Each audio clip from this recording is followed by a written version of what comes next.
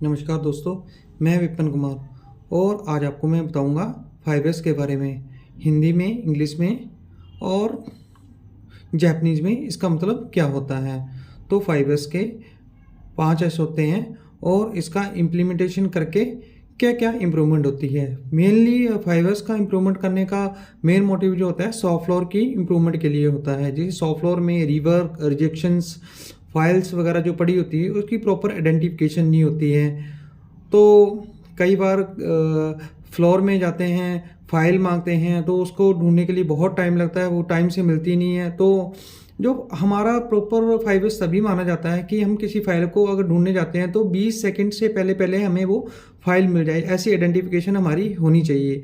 और soft floor में कोई रिवर्क रखा होता है, रिजेक्शन रखा होता है तो प्रॉपर तरीके से आइडेंटिफाइड होना चाहिए।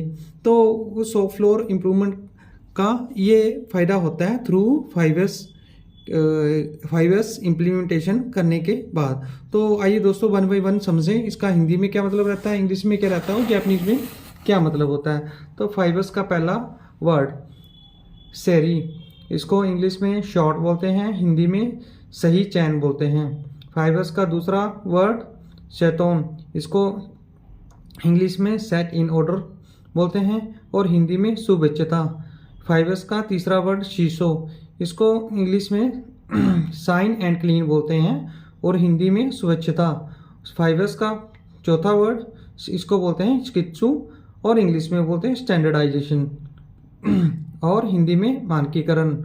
5S का पांचवा वर्ड शित्सुके, इसको इंग्लिश में सस्टेन बोलते हैं और हिंदी में अनुशासन। तो दोस्तों इसके इम्प्लीमेंटेशन के बाद हम सॉफ्ट फ्लोर में अच्छी इंप्रूवमेंट कर सकते हैं। लाइक रिवर्क को आइडेंटिफाइड करके अलग रख सकते हैं, रिजेक्शन को आइडेंटिफाइड करके अलग से रख सकते हैं। जब ये सारी चीज़ें इम्प्लीमेंट कर देते हैं हम सॉफ्ट फ्लोर में तो 5S का 1S 2S इम्प्लीमेंट माना जाता है। मेनली 5S के जो 3S होते हैं हमें वो इम्प्लीमेंट करने होते हैं, 1S 2S 3S 4S 5S जो वो फिर अपने आप हो जाते हैं, क्योंकि हम रूटीन वर्क में जो काम करते हैं है ना उसमें सेग्रीगेशन करते हैं। जैसे लाइक डैट कहीं किसी एरिया में इंस्पेक्शन के लिए कोई इंस्पेक्टर लगा होगा जो मटेरियल आइडेंटिफाइड करके वांटेड अनवांटेड को एक साइड करता है और दूसरा सेग्रीगेशन करता है। तो सेग्रीगेशन करने के बाद वो प्रॉपर तरीके से रखना कहाँ, उसको तरीके से एक निर्धारित स्थान होगा वहाँ रखेगा, हाँ, और उसको आइडेंटिफिकेशन प्रॉपर होगी।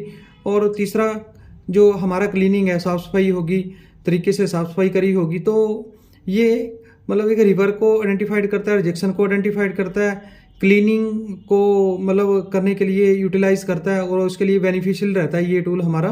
तो इससे हमारी सॉफ्ट फ्लोर में एक अच्छी इंप्रूवमेंट आ जाती है।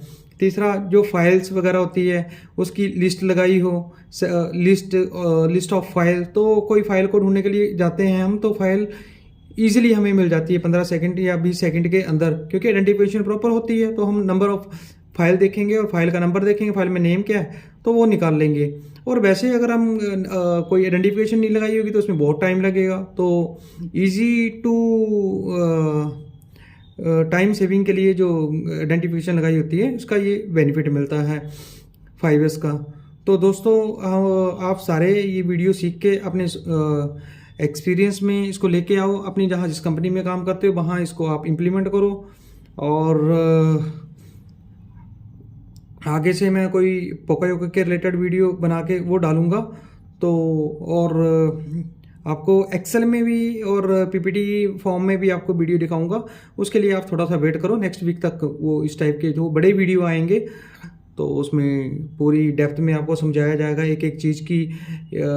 5S कहाँ कहाँ पिक्चराइज में समझाऊंगा कि इसका मतलब ये होता है और इसका मतलब ये होता है। बिफोर आफ्टर भी होगा जिसमें आपको इजीली और अच्छा सा समझ आ जाएगा इम्प्लीमेंटेशन करने के लिए। दोस्तों आज के लिए इतना ही।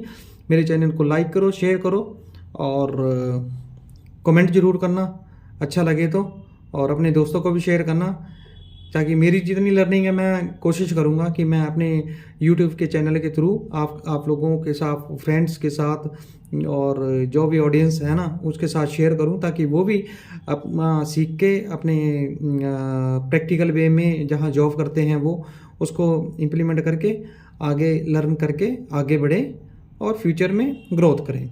थैंक यू दोस्तों, धन्यवाद।